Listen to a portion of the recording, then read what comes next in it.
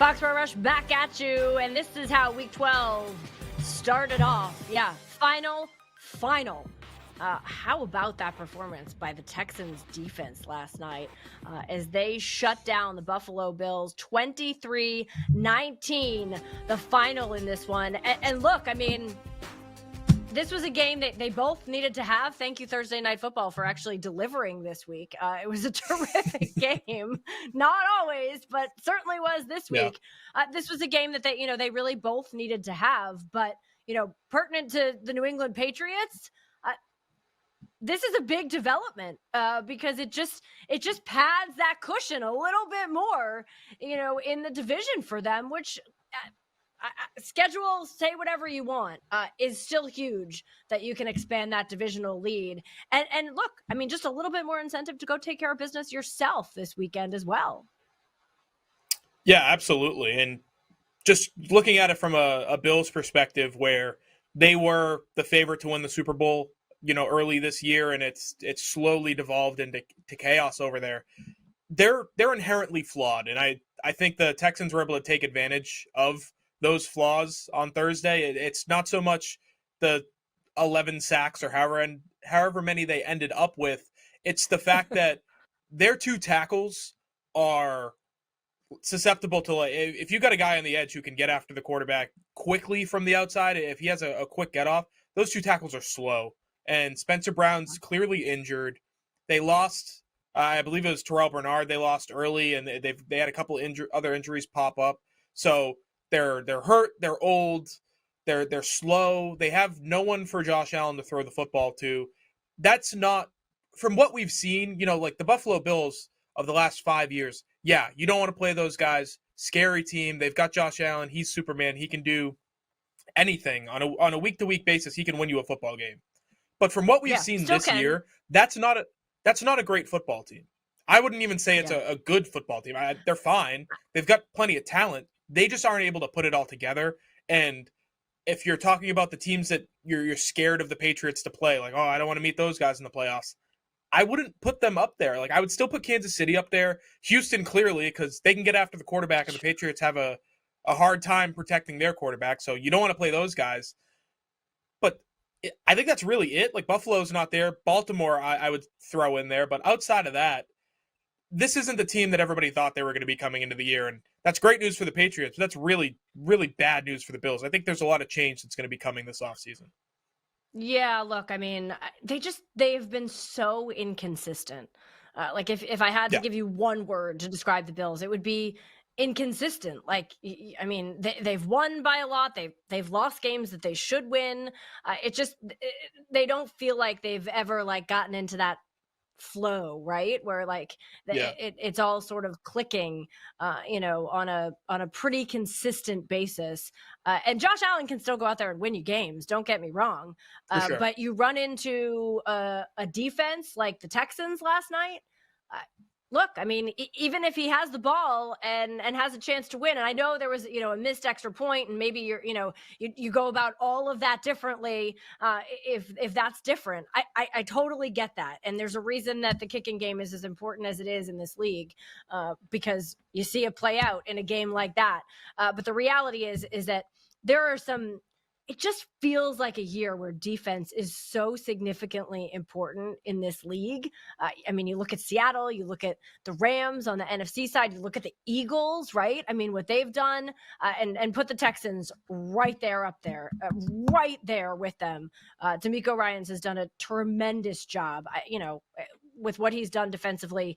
And, look, now their quarterback, they've won 3 games, with their backup. And that's what you got to be able to do sometimes in this league. So, credit to Mills in this one as well. All right. So, we look ahead to this weekend, and like I said, the opportunity that the Patriots have in front of them. What are some of the keys that you're going to be watching? Like, who are you honing in on this one, Keegan? I think the backfield's a big thing for me. Just, we haven't seen the dynamic between TreVeyon Henderson and Rhamondre Stevenson when they're both firing, and who knows, this week maybe they won't be. Maybe Rhamondre will be on a snap count, and it'll still be kind of the TreVeyon show. But when they do eventually both get fully healthy, and TreVeyon Henderson looks like the guy that they drafted with the second round pick, and Rhamondre Stevenson is back kind of being all reliable like he's been for a long time. I'm really interested to see how that snap count is divvied up. I think, I settled on it on Wednesday, and this is kind of how I would imagine it's going to be moving forward. Henderson's going to get more carries. Stevenson's going to play more snaps, and you don't love kind of telegraphing what you're doing when depending on who you have out there. Like, all right, Rhamondre Stevenson's out there, they're going to throw the ball. All right, TreVeyon Henderson's out there, they're going to run it, or they're going to try to feature him. That's not great, but I also think that's just the best way to deploy them right now. So I'll be interested to see if both are fully healthy, and if they are, kind of how that's divvied up and what it's going to look like moving forward. Yeah, no doubt. I mean, I think that's just one of the things that until they're both out there fully healthy, it's sort of on the list of, I want to see how this actually shakes out. Mike Vrabel talked a little bit about that running back room, a little bit of love for his rookie running back. Let's hear from the head coach. I think we'll probably have to have that conversation, when it's, certain that we're going to have Rhamondre. He's going to work through practice today, and we'll see where things go. TreVeyon's helped us, Rhamondre's helped us, Terrell's helped us. Disappointed that Dearness couldn't, have a couple more carries. We gained some good yards on whatever they thought was a holding penalty, and go from there. So we'll try to have them all help us, but it's been good to see TreVeyon continue to run hard and take care of the football and everything else. He earned a couple honors this, for his play in week 11 as well. Did you catch this one? The MVP for TreVeyon Henderson. Yep. The Nickelodeon MVP. Does that mean does he get slimed? Like, is that what you win? Usually that's the protocol. I fully was expecting this to be the conversation when you tease a big new development in the NFL. Shout out Nickelodeon for their work. Their ability to make that a thing, dumping a bunch of green sludge on people, is admirable, I'll say, because the players love it. We've seen Joe Burrow got it a couple of years ago, like the first big MVP game. So good on TreVeyon. I would imagine when we don't get videos, it's because guys said, if you put that on me, I'm going to fight you. Like, don't dump that garbage on me. So no video. Maybe TreVeyon Henderson's not a fan of Nickelodeon, not a SpongeBob guy, but a cool honor nonetheless. A nice little trophy for the mantle. Yeah. I mean, I just want to see the green slime. Like, come on. Like, just that's why they make the hats. Just own it. You just put the hat on. It looks like you got slimed. It's a good business model, really. Hey, it is, no doubt. Congrats to TreVeyon for his MVP honors. But in all seriousness, I agree with you. I mean, you've got to watch this running back room. I think it's going to be interesting to see how it develops.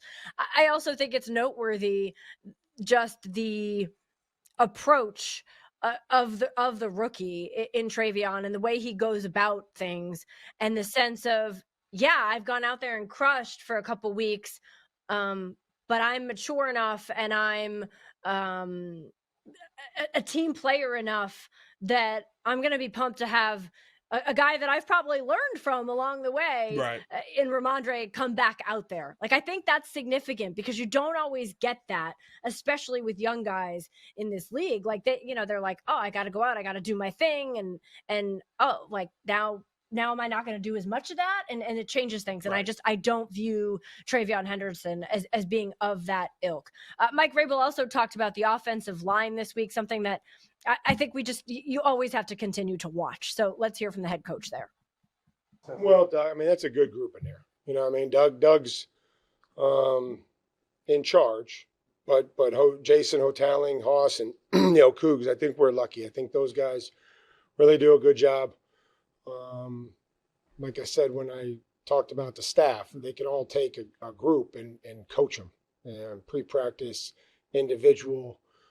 So you see a lot of that is, split up, and guys are getting work and reps. And so there's a lot of confidence there. I think the players are building some confidence. I think that, the more that we get into this thing and they understand kind of the design of the play and kind of how Drake's going to operate, whether that's trying to climb the pocket or the extension and everything else. I think it all goes hand in hand. I think they communicate well, and the more that we've been able to be out there as a unit has led to some good results.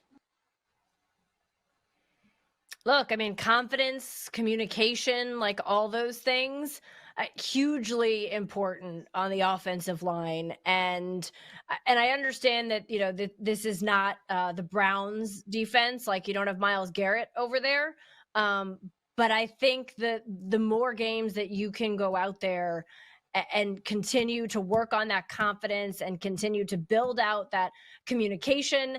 And I'll throw another C in there because I think it's what Vrabel was talking about, but that comprehension of the play design and what the quarterback is trying to do, that's only going to benefit this team because it is a young line. So the more you can go out and build the confidence, communicate, and build the comprehension, the better off they're going to be, moving down the road here as the calendar flips to December and January.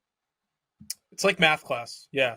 Do you understand it? That's all we're looking for. We're just looking for you to understand this thing. And then we're going to allow you to, maybe you don't have to show your work. If I know you understand it, you don't have to make sure that you write it all down. Just go get yourself the right answer. So if the offensive line is able to understand what's going on each individual play, especially in this system where McDaniels might ask for a guy to cut block on the backside or, ignore the edge rusher because we're blocking down here and our running back can outrun that guy.